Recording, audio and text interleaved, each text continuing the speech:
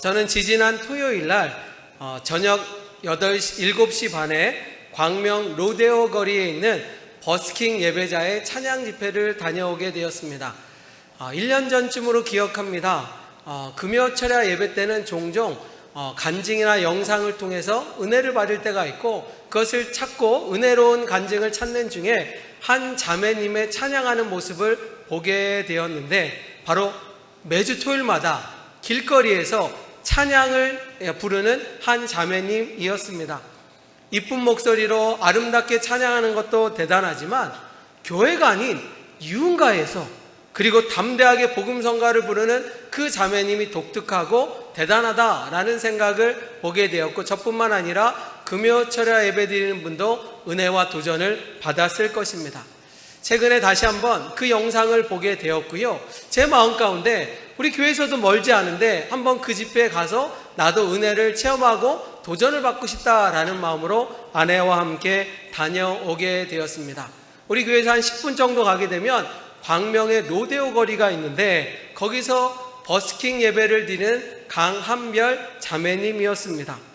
2016년 6월 달부터 지금까지 9년이라는 생활 동안 똑같은 시간, 똑같은 장소에서 매주 찬양을 부르며 하나님께 영광을 드린다는 것이 참 대단하다라는 생각을 하게 됩니다. 제가 가서 몇 장의 사진과 영상을 찍어 왔는데 한번 같이 보실까요? 한번 사진을 보다 보면 바로 광명 로데오 거리 한복판에 그곳에서 찬양을 준비하고 있는 장면입니다. 저렇게 1시간 내지 1시간 반을 늘 그 자리에서 똑같은 시간에 찬양을 하여 현장에 오는 분도 있고요, 영상을 통해서 은혜를 받고 있습니다. 다음 장면 보실까요? 처음에는 한 30명 정도 모였지만 나중에 5, 60명이 모여서 함께 찬양하는 모습이 참 귀하고 대단하다라는 생각을 합니다. 또 다음 장면 보실까요? 내 주변에 보면 화려한 네온 사운드와 함께 식당, 술집, 노래방, 그 시끌벅적한 소리가 나오는데도 그래도 집중하여 예배드리는 모습이 색다르다라고 하면서도 은혜가 되었습니다. 다음 장면 보실까요? 네, 더 많은 사람들이 나중에 모였고요, 그리고 무엇보다도 다음 장면 보시면 찬양 부르는 이 자매님이요, 얼마나 아름답게 부르는지 얼굴에서 광채가 나는 것처럼 참 귀하다, 정말로 주님을 찬양할 때 저런 아름다운 모습이겠구나, 저도 찬양하고 우리 성도들도 주님을 찬양할 때 저렇게 아름다운 모습이 아닐까라는 생각과 함께 도전을 받게 되었습니다. 영상도 한번 볼까요? 우리 1분짜리 영상입니다. 네, 한번 보여주시기 바랍니다. 아까 연습 때 잘 나왔었는데, 네. 자. 주를 이기신 주 사망 권세 물리치셨네.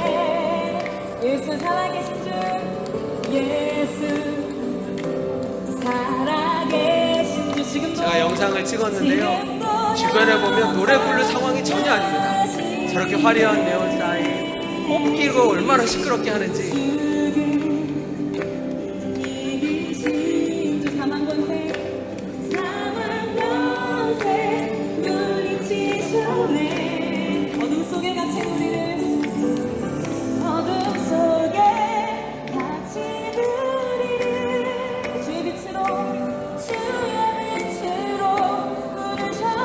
자, 여기까지 보도록 하겠습니다.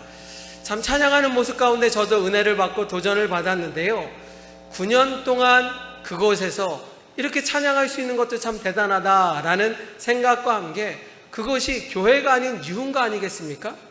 술에 취한 사람들, 시끄럽게 떠드는 사람들, 노래방 소리, 뽑기방에서 나오는 이상한 음악들, 놀걸 먹고 즐기는 그 사람들 가운데서도 어떻게 저렇게 찬양을 부를 수 있을까라는 생각과 함께 그 찬양 시작이 어떻게 되었을까 궁금한 마음 가운데 여러 기사를 찾아보게 되면서 더 큰 은혜를 받았습니다. 모태신앙이었던 이 자매님은요, 주일날 예배뿐만 아니라 새벽재단을 지키며 열심히 믿음 생활을 하였고요, 그런 중에 대학교를 졸업한 와중에 이제 취업에 대한 고민을 하게 되었습니다. 그냥 일반 과가 아니라 실용음악과를 나오다 보니까 자기 친구 중에서는 이미 가수가 된 친구도 있고요, 아니면 공연계에 들어가서 활동하고 있는 친구도 있다라는 것입니다. 자신도 졸업하고 나서 일반 직장 다니는 것보다는 뭔가 자신의 달란트를 드려야 된다라는 생각과 함께 어느 날 대학 친구 중에 한 사람이 SNS를 통하여 대중음악을 길거리에서 노래 부르는 것을 통하여 도전을 받았다라는 것입니다. 나도 길거리 가운데 노래를 불러야 되는데 세상 노래가 아니라 하나님을 찬양하고 경배하는 그런 복음성가를 불러야 되겠다라고 결심하였고, 자신을 늘 기도하고 응원해주는 어머니도 존중해주고 동의해주면서 2016년 6월 달부터 그 길거리에서 저녁 7시 반이면 어김없이 그곳에서 찬양을 부르며 하나님을 높여드렸다라는 것입니다. 처음에는요, 비난하는 사람도 많았고 한두 명 모였지만요, 요즘은 50명에서 100명 정도가 모이기도 하고, 무엇보다도요, 영상을 통하여 매주 3,000명 이상 그 찬양 집회에 들어온다고 하니 그 파급력은 얼마나 대단할까. 선교사님의 선교보다도 더 많은 영향을 끼치고 있다라고 하고요, 구독자도 12만 명이나 되는 정말로 많은 사람에게 사랑을 받는 그런 은혜를 누리고 있습니다. 그러면서 그 자매님이 그럽니다. 처음 예배를 드릴 때 방해하는 사람이 꽤 많았다라는 것입니다. 지나가다가 그냥 이유 없이 조롱하고 고성을 지르는 사람도 많았고, 카메라를 가리고 방해하는 학생들도 있었다라는 것입니다.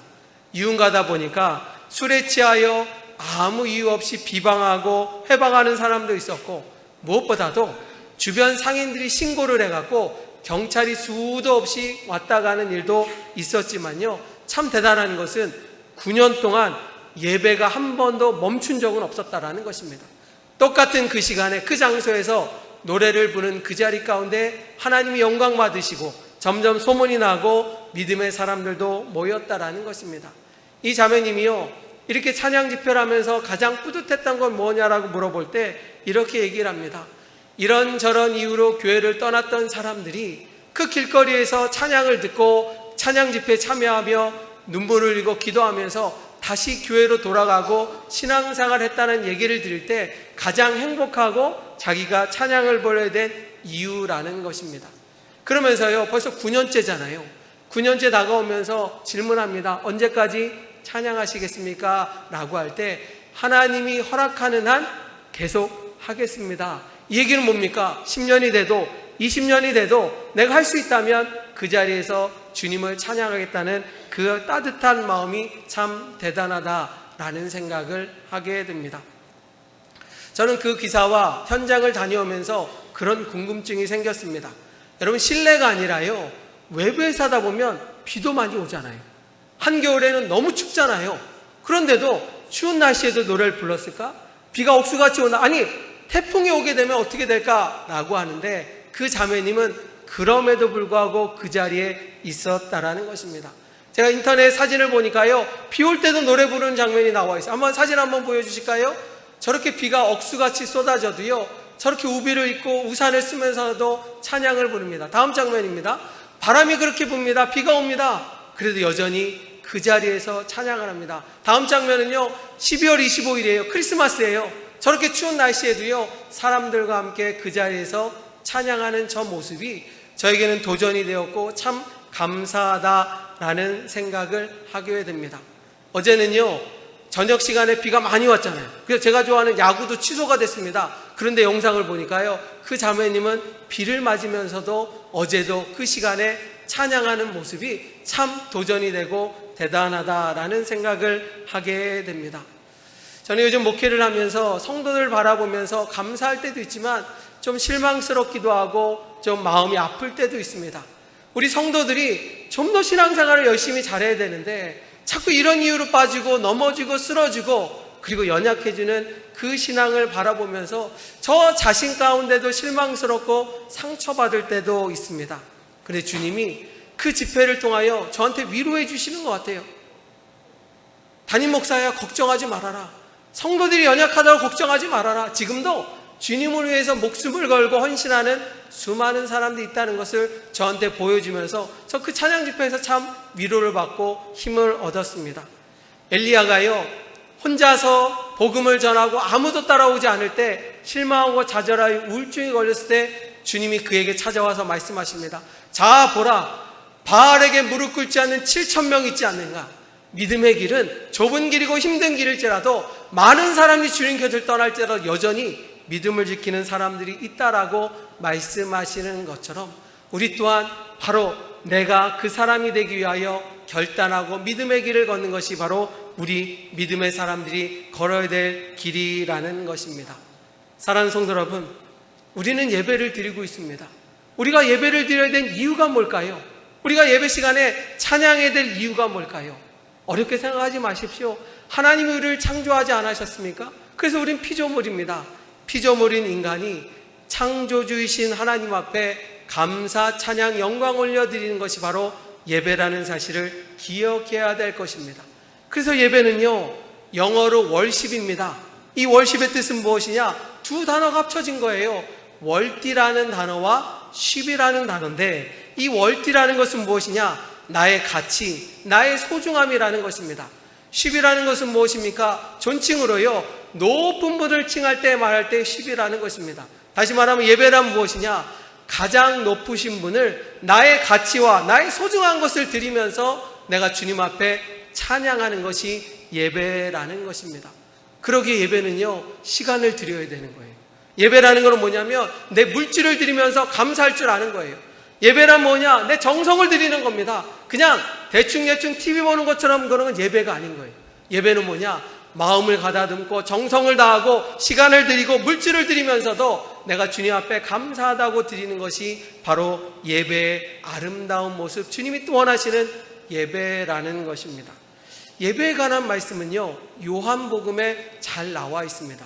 요한복음 4장 23절의 말씀 한번 같이 읽어볼까요? 같이 읽습니다. 시작. 아버지께 참되게 예배하는 자들은 영과 진리로 예배할 때가 오나니 곧 이때라. 아버지께서는 자기에게 이렇게 예배하는 자들을 찾으시느니라. 아멘. 주님이 예배하는 자를 찾는다는 것입니다. 예배하는 자를 찾는데 그냥 찾는 것이 아니라 주님은 이렇게 예배드리는 자들을 찾으시고 기뻐하신다라고 말하였는데 두 가지를 이야기하고 있습니다. 무엇이냐? 영으로 예배드리는 성도들을 원하신다라는 것입니다. 그리고 진리로 예배드리는 사람을 찾으신다라고 말씀하고 있습니다. 자, 오늘 이야기가요, 더 은혜가 되고 이해가 되기 위해서는요, 오늘 요한복음 4장의 전반적인 말씀을 이해하면 여러분들이 예배에 대하여 더 확고하게 은혜를 받을 수 있다라는 것입니다. 자, 어느 날 예수님께서 제자들과 함께 사마리아 지역을 방문하게 되었습니다. 그럴 때 제자들이요, 깜짝 놀랍니다. 아니 예수님은 유대인인데 어떻게 사마리아 땅을 밟으시나요? 이상합니다. 그들은 예수님을 쫓아가면서 머뭇거리고 있습니다. 그럴 만한 이유가 있었습니다. 자, 예수님 당시에 이스라엘은요, 세 부분으로 나눠져 있습니다. 북쪽과 중앙과 남쪽으로 되어 있습니다. 자, 북쪽은 갈릴리 바다를 중심으로 있는 갈릴리 지역이라고 말하고요, 가운데 중앙은 사마리아 지역입니다. 그리고 남쪽은 예루살렘과 함께 남유다라고 말하고 있습니다. 자, 이렇게 세 부분으로 나눠져 있는데 북쪽은 무엇이냐? 아까 갈릴리 호수라고 있는 그 지역의 도시들이 있어서 예수님의 고향이었던 나사렛도 있고요, 가버나움도 있고요, 그리고 디베냐도 있고요, 가나라는 도시도 들어보셨을 것입니다. 예수님께서 제자들을 불렀던 장소도 갈릴리 지역이었습니다. 자, 그렇게 북쪽 지역이 있다면 남쪽 지역은 예루살렘을 중심으로 종교 중심지입니다. 자, 그 당시에는 교회가 하나밖에 없었습니다. 그래서 모든 사람은 절기가 되면 무조건 멀리 떨어졌던 가까웠던 예루살렘에 오게 되는 게 그들의 신앙 방식이었고 그 의무였습니다. 그러니 예루살렘이 중심이었고요, 그 예루살렘 성전에서 은혜를 받게 되었다라는 것입니다. 자, 그렇다면 가운데 있는 사마리아 지역은 어떤 지역입니까? 여러분, 사마리아 지역 들어봤을 것입니다. 이 사마리아 지역은요, 아버지 이삭이 야곱에게 재산을 물려준 지역이고요, 또 그 지역에 야곱의 골짜기가 있을 만큼 신앙의 중심지이기도 합니다. 여러분 잘 알고 있는 엘리야가 850명과 싸워서 이겼던 갈멜산이 사마리아 지역에 있는 장소이기도 합니다. 놀라운 역사와 하나님의 은혜를 경험했던 사마리아 지역에 유대인들이 방문하지를 않습니다. 가지를 않습니다. 왜 그러냐라고 하면 그럴 만한 이유가 있습니다. 이스라엘 백성들은요, 선민 사상이 강했었는데, 선민 사상은 뭐냐? 하나님이 다른 민족이 아니라 우리 민족만 축복해 주신다, 우리 민족만 사랑해 준다 라는 선민 사상이 있습니다. 그것이 그들에게 장점이 될 수도 있고 단점이 될 수도 있었지만, 그들의 연약한 가운데 하나님이 우리를 지켜준다는 믿음이 그들의 신앙을 하나 되게 만들었고요, 바로 그 선민상이 단일 민족이라는 하나의 민족을 이루었고요, 다른 민족을 이방이라고 하여 배척하는 문화였습니다. 그랬던 문화 가운데 이 북쪽이었던 사마리아 지역이 아시리아에 멸망당하고 마면서 아시리아 왕은 어떤 정책을 펼쳤느냐? 저들을 흐트러뜨려야 되겠다, 단일 민족을 혼합시켜야 되겠다라고 하여 사마리아 지역에 여러 민족들을 이주시켰습니다. 그리고 강제로 결혼시켰습니다. 처음엔 저들은 거부했습니다. 우리는 한민족입니다. 우린 유대인입니다. 하나님을 믿는 우리는 다른 민족과 결혼할 수 없습니다. 저항을 했지만요, 사람의 신앙이 그렇게 깊지 않아요. 우리가요, 주님을 사랑한다고 할지라도 뭔 일이 있으면 넘어지고 쓰러지는 것처럼 저들도 끝까지 신앙을 지킬 줄 알았는데 결국은 타협합니다.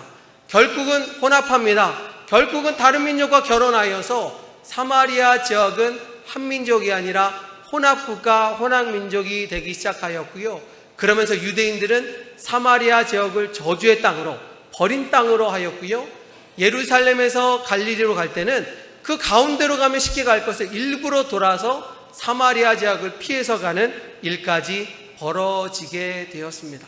그럴 때 주님은요, 사마리아 지역에 직접 들어가신 겁니다. 들어가서 수가 지역의 한 여인을 통하여 그들에게 생명의 물, 영생의 물을 주면서 그들을 위로하여 주었고, 너희도 또한 나의 자녀다라고 말씀해 주셨습니다. 자, 그러자 그 여인이요, 이렇게 말합니다. 나도 하나님의 자녀가 되고 싶고, 나도 예루살렘 성전에서 예배를 드리고 싶은데 이 제도가 나를 움직이지 못하게 합니다. 나 같은 죄인은 예루살렘에 도저히 갈 수 없습니다. 성전에서 예배 드릴 수 없습니다. 그렇게 말하자 주님이 이 여인에게 이렇게 말합니다. 예배란 무엇이냐? 참된 예배란 무엇이냐? 다 같이 읽어볼까요?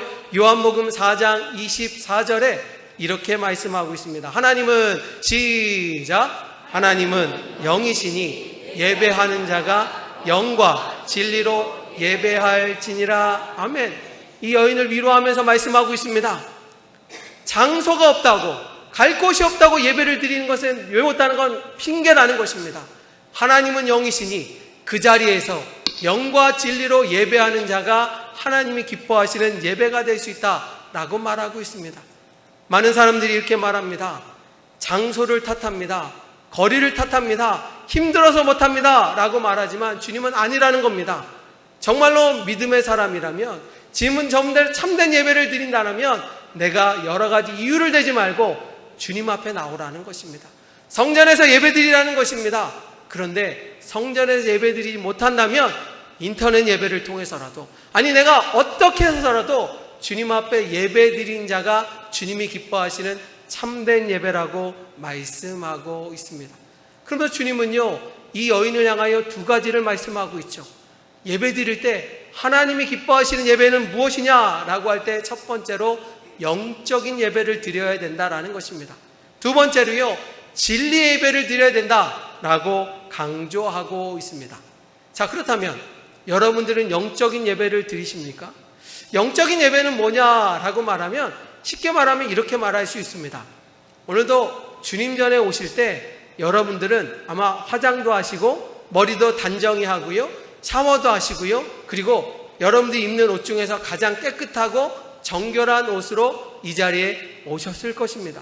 저는요, 그게요 참 아름다운 전통이라고 말하고요, 앞으로도 그거는 지켜져야 된다라고 저는 믿습니다. 왜?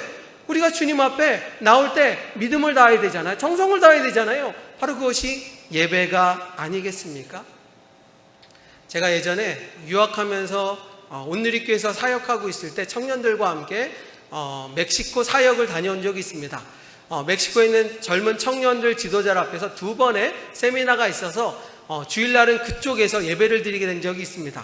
그렇게 청년 사역을 한번 마치고 나서 주일날이 되었을 때 그 멕시코 도시에서 가장 큰 교회를 가서 주일날 예배를 드리게 되었었는데, 멕시코는 여러분 아는 것처럼 참 더운 도시입니다. 후덥지간 날씨입니다. 그러니까요, 예배 드리기 전에 시장터를 한번 지나가다 보니까 거기는 우리처럼 더운 여름에 반바지 입고 티셔츠 입고 그냥 그렇게 생활하는 그들입니다.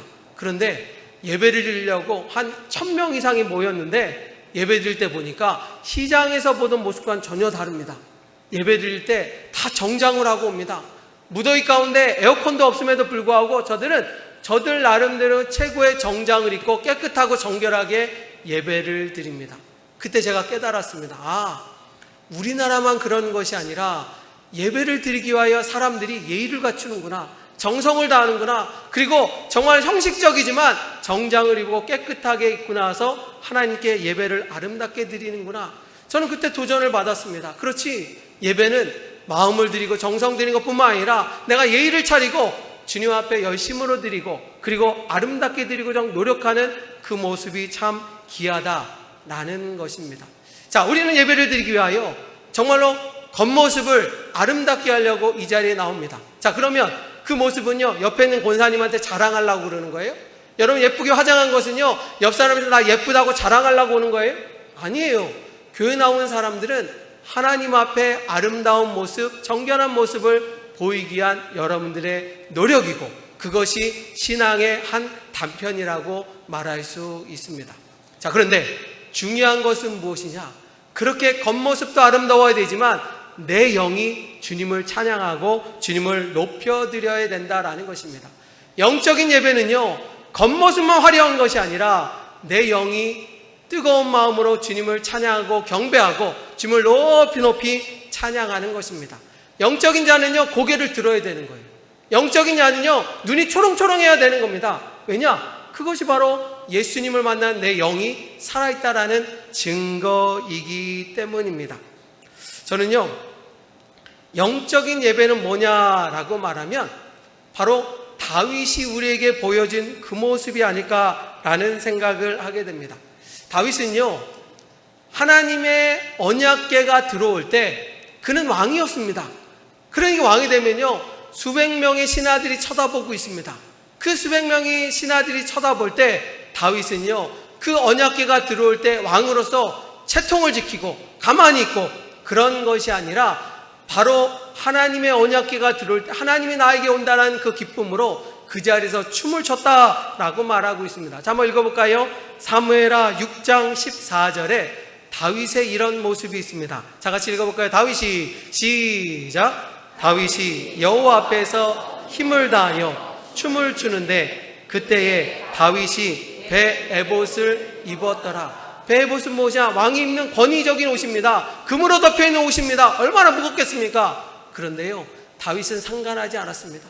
내가 왕이라고 생각하는 것이 아니라 하나님이 오시는데, 하나님이 임재하여 주시는데 나같이 부족한 자를 사랑하여 오시는 그 주님 앞에 춤추며 찬양하며 경배했다라는 것입니다. 영이 끼었기 때문에 그는 그렇게 하지 않을 수 있을까요? 바로 여러분들의 예배가요, 그런 예배가 될 때 하나님이 기뻐하신다라고 말씀하고 있습니다. 겉모습만 아름다운 것이 아니라 영이 깨어나서 사모하는 마음이 있어야 돼요. 오늘도 주님 만날 때 주님 나를 사랑해 주실 거죠? 오늘 은혜 주실 거죠? 주님 만나고 싶습니다 라는 그 갈망하는 마음 가운데 믿음을 지킬 때 그것이 영적인 예배가 될 수 있음을 성경은 우리에게 말씀하고 있습니다. 멀리 캐더로스 목사님이요, 신앙생활을 온전히 하기 전에 할머니 할아버지를 따라 억지로 교회를 다닐 때가 있었다고 합니다. 그때는요, 자기가 교회를 가보니까 교회 다니는 사람이 세상에서 제일 불쌍해 보인다고 생각했습니다. 세상에 나가면 놀 것도 많고 즐길 것도 많은데 이 시간에 여기 와서 머리 꿇고 무릎 꿇고 예배 드리는 저들이 제일 불쌍해 보였다라는 것입니다. 어쩔 수 없이 찬양을 부를 때도 자기는 좋아서 부르는 것이 아니라 할아버지 할머니 때문에 억지로 찬양을 부르고 그렇게 있었는데, 어느 순간 자기 뒤에서 누군가가 이렇게 말한다는 것입니다. 너 정말로 그렇게 예배 드릴 거야? 라고 말하는 거예요. 자기가 지금 대충 드리고 있었거든요. 가짜로 드리고 있거든요. 그래서 뒤에 딱 누군가하고 딱 쳐다보는데 뒷자리에 아무도 없는 거예요. 그러면서 또 찬양을 대충 부르고 있는데 또 한 번 음성이 들립니다. 지금이 마지막 기회인데 너 제대로 예배를 안 드릴 거야? 라는 소리를 들었다는 것입니다. 다시 한번 뒤를 쳐다봤는데 아무도 없었다는 거예요. 그때 깨달았다는 겁니다. 아, 하나님이 정말로 나에게 이렇게 말씀하시는구나. 하나님이 나에게 이렇게 예배드리길 원하신다고 말씀해 주시는구나. 그가요, 정신을 차리고 영적으로 깨어서 예배를 드리니 그렇게 지긋지긋하고 재미없던 예배가 은혜 자리로 바뀌게 되었고, 그 예배를 통하여 은혜를 받고 하나님을 만나고 목회자가 되었고 세상 사람들에게 복음을 전하는 증거자가 되었다라는 것입니다. 그래서 여러분들은요, 영적인 예배를 드리도록 노력해야 되는 거고요, 내 영이 살아서 주님을 찬양할 때 주님을 영화롭게 할 수 있다라는 것입니다. 제가 한번 물어볼게요. 하나님은 육적인 분이십니까? 영적인 분이십니까? 주님은 영적인 분입니까? 육적인 분입니까? 영적인 분이라고 여러 번 그랬습니다. 성경도 말하지 않습니까? 주님이 영이기 때문에 내 영이 살아야만 주님을 찬양할 수 있다는 것을 믿으면서 여러분들은 영적인 사람이 되기를 주님의 이름으로 축원합니다. 첫 번째로요, 참된 예배를 드리기 위해서는요, 여러분들의 영이 살아야 된다라는 것입니다. 자, 두 번째는 진리의 예배를 드려야 된다라고 말하고 있습니다. 자, 우리가 지금 보고 있는 성경은요, 개역 개정입니다. 개역 개정은요, 참된 예배자는 뭐냐? 영과 진리라라고 말하고 있는데, 우리가 개역 개정 성경을 쓰기 전에는요, 개역 한글을 썼어요. 개역 한글에는 영과 진리가 아니라 신령과 진정으로 라고 나와 있습니다. 저는 그런데요, 옛날에 봤던 그 성경이 저에게 더 와닿는 것 같아요. 신령과 진정으로. 다시 말하면 진실된 예배는 뭐냐? 진정으로 예배를 드리는 것입니다. 다시 말하면 마음과 뜻과 정성을 다하여 예배 드리는 것이 참된 예배라는 것입니다. 예배는요, 담임 목사가 드리는 거죠. 담임 목사가 혼자 설교하는 게 예배죠. 여러분, 절대 그렇게 생각하면 예배 온전한 자가 아닙니다. 하나님이 저를 세우셔서 말씀을 전하고 은혜 자리에 놓이겠지만 정말 예배의 주인공은 여러분들이 되셔야 됩니다. 여러분들이 마음을 다하고 정성을 다하고 하나님을 바라보며 주님 은혜 더하여 주옵소서, 주님 사랑하여 주옵소서, 주님 만나고 싶습니다, 그런 갈망하는 마음으로 정성을 다하여 예배 드릴 때 주님이 찾아오셔서 은혜를 더하여 주신다라고 성경은 말씀하고 있습니다. 요셉 케이버라는 분이요, 신앙서적을 쓰면서 그의 신앙을 이렇게 고백합니다. 이 사람은 체코 사람이었고요, 옛날에 체코가 공산주의 시절 가운데 교회를 핍박하면서 교회가 지역적마다 세워질 수 없었습니다. 그런데 어머니는 신실한 믿음의 사람이었고요, 어머니는 믿음을 지키기 위하여 주일날마다 아들의 손을 붙잡고 이렇게 했다라는 것입니다. 아침에 주일날 아침 되면 새벽에 일어나서 3시간 동안 기차를 타고 프라하에 있는 도시에 간 교회를 간다라는 것입니다. 그리고 나서 아침 예배를 2시간 반 드린다고 합니다. 우리는 1시간 드리는 것도 힘들어 하는데 2시간 반을 예배를 드린다고 합니다. 교회에서 점심도 주지 않습니다. 그 점심을 도시락을 싸와서 공원에서 점심을 먹고 오후 예배를 2시간 반 정도 또 드린다고 합니다. 그러고 나서 아들의 손을 붙잡고 기차를 타고 3시간을 가서 집으로 갔다라고 합니다. 여러분, 계산이 됩니까? 예배를 드리기 위하여 얼마나 많은 시간을 투자하고 얼마나 노력을 했는데, 어렸을 때는 그렇게 예배 드리는 것이 답답하고 이해가 되지 않고 이상하다라고 하였습니다. 그런데 그가 성인이 되어서 신앙생활하는데 자신이 어렸을 때부터 어머니를 따랐던 그 믿음의 훈련이 지금도 영적인 사람으로 정성을 다하는 믿음의 길을 걷게 되었고, 그 어렸을 때 신앙을 통하여 지금도 주님을 더 사랑하고 주님을 더 의지한다라고 말씀하고 있습니다. 사랑하는 성도 여러분, 예배란 바로 이런 것입니다. 예배란 무엇이냐? 주님이 원하시는 예배는 무엇이냐? 내 영이 살아나는 것입니다. 내가 신령으로 마음을 다하여 정성을 다하여 예배드리는 그 자리에 주님이 오셔서 기뻐하시고 은혜를 더하여 주신다라는 것입니다. 제가 여러분에게 묻습니다. 여러분들이 드린 예배는 하나님이 기뻐하는 예배입니까? 여러분들의 모습을 보면서 하나님이 잘했다 칭찬하겠습니까? 아니, 여러분들은 수가성 여인처럼 이렇게 얘기했습니까? 주님, 일주일 동안 살다 보니까 너무 피곤합니다. 주님, 일주일 동안 일하다 보니까 넘어지고 쓰러져서 믿음이 연약해집니다. 아니, 세상을 나가보세요. 믿지 않는 사람들과 있으면 신앙이 흔들릴 수밖에 없습니다. 그렇게 얘기하면서 주님께 핑계대는 사람으로 남아 있겠습니까? 저는 다시 한번 여러분에게 도전의 말씀을 드립니다. 오늘 말씀의 제목이 내가 그 사람 되기 원합니다 라는 제목입니다. 아까 서두에도 말씀드렸죠. 저도 목회를 하면서 열심히 하는 성도들 보면서 감격하며 제 마음도 뜨거워질 때도 있지만, 성도들의 연약한 모습, 무너지는 모습을 보면서 제 마음도 찢어질 정도로 아프면서 저도 침체되고 마음이 괴로울 때가 있습니다. 그래서 주님이요, 저에게 보여주셨어요. 그런 사람들만 있는 것이 아니라 여전히 믿음을 지키고 하나님을 사랑하는 그 강한별 자매님을 보면서 도전을 받아라 말씀해 주셨습니다. 뿐만 아닙니다. 왕이었던 다윗이요, 하나님을 사랑하는 마음으로 정말로 왕임에도 불구하고 주님을 사랑하는 마음으로 춤을 추는 아름다운 모습을 보여주지 않습니까? 여러분들에게도 그런 마음이 있습니까? 여러분들에게도 주님을 뜨겁게 사랑하는 마음이 있습니까? 세상이 이러니까, 세상 사람이 이러니까 나도 세상에 묻혀서 이렇게 넘어지고 쓰러지는 사람이 아니라, 여러분들이 주님을 더 사랑하는 가운데 내가 그 사람 되기 원합니다 고백할 때 주님이 여러분과 함께 춤을 추며 기뻐하는 아름다운 예배가 될 줄 분명히 믿습니다. 사랑하는 성도 여러분, 다시 한번 찬양 사역하는 그 자매를 떠올리며 믿음을 결심합시다. 다윗을 바라보며 믿음의 길을 걸어봅시다. 요한 케이버처럼 정말로 수많은 시간을 투자하면서도 예배드리는 그 이유가 뭔지 깨달으며 여러분도 그 믿음의 길에 함께 동참하며 승리하는 호사나 모든 성도가 되기를 주님의 이름으로 축원합니다.